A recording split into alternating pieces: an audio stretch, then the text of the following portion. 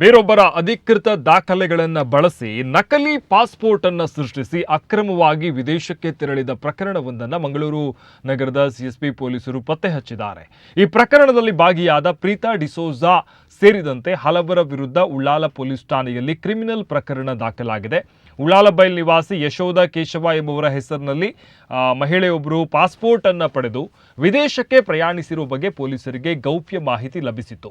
Passport ಅರ್ಜಿಯನ್ನು ಕೂಲಂಕುಷವಾಗಿ ಪರಿಶೀಲಿಸಿದಾಗ ಅದರಲ್ಲಿರುವಂತಹ ಹೆಸರು ಮತ್ತು ವಿಳಾಸ ಯಶೋಧ ಕೇಶವ ಅವರದ್ದಾಗಿದ್ರೂ ಕೂಡ ಭಾವಚಿತ್ರ ಮಾತ್ರ ಪ್ರೀತಾ ಡಿಸೋಜಾ ಎಂಬಾಕೆಯದ್ದೆಂದು ದೃಢಪಟ್ಟಿದೆ. ಪ್ರೀತಾ ಡಿಸೋಜಾ ಎಂಬಾಕೆಯನ್ನು ಇಸ್ರೇಲ್ಗೆ ಕಳುಹಿಸುವ ಉದ್ದೇಶದಿಂದ ಉಳ್ಳಾಲ ನಿವಾಸಿ ಪ್ರೇಮ್ ಡಿಸೋಜಾ ಎಂಬಾತ ಈ ಒಳಸಂಚು ರೂಪಿಸಿದ್ದ ಎನ್ನಲಾಗಿದೆ.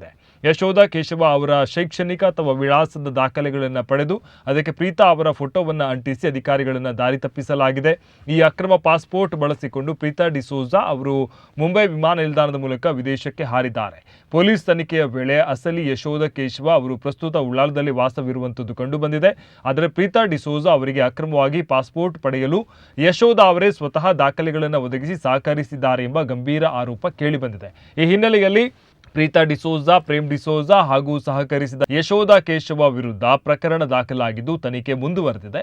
ಇದು ಪ್ರಮುಖವಾಗಿ ಉಳ್ಳಾಲದ ಮಹಿಳೆಯೊಬ್ಬರನ್ನ ಅವರ ದಾಖಲೆಗಳನ್ನು ಬಳಸಿಕೊಂಡು ಪ್ರೀತಾ ಅನ್ನುವಂಥವರು ಈ ಒಂದು ನಕಲಿ ಪಾಸ್ಪೋರ್ಟನ್ನು ಮಾಡಿರುವಂಥದ್ದು.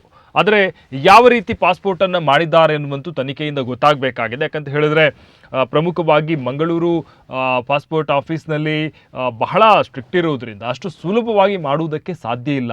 ಯಾಕಂತ ಹೇಳಿದ್ರೆ ಪ್ರತಿಯೊಂದು ದಾಖಲೆಗಳನ್ನು ಕೂಡ ಪರಿಶೀಲನೆ ಮಾಡ್ತಾರೆ.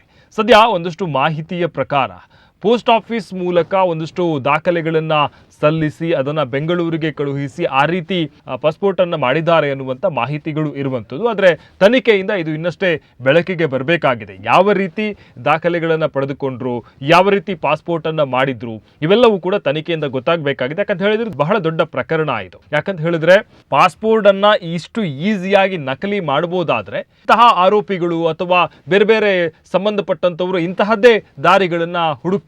ಹಾಗಾಗಿ ಇದು ಬಹಳ ಗಂಭೀರವಾದಂತಹ ಪ್ರಕರಣ ಮತ್ತು ಇದನ್ನು ಬಹಳ ತನಿಖೆ ಮಾಡಿ ಇದರ ಸತ್ಯಾಸತ್ಯತೆಯನ್ನು ಹೊರತೆಗೆಯಬೇಕಾದಂತಹ ಅನಿವಾರ್ಯತೆ ಕೂಡ ಇದೆ ಮತ್ತು ನೈಜ ಆರೋಪಿಗಳನ್ನು ಬಂಧನ ಕೂಡ ಮಾಡಬೇಕಾಗಿದೆ.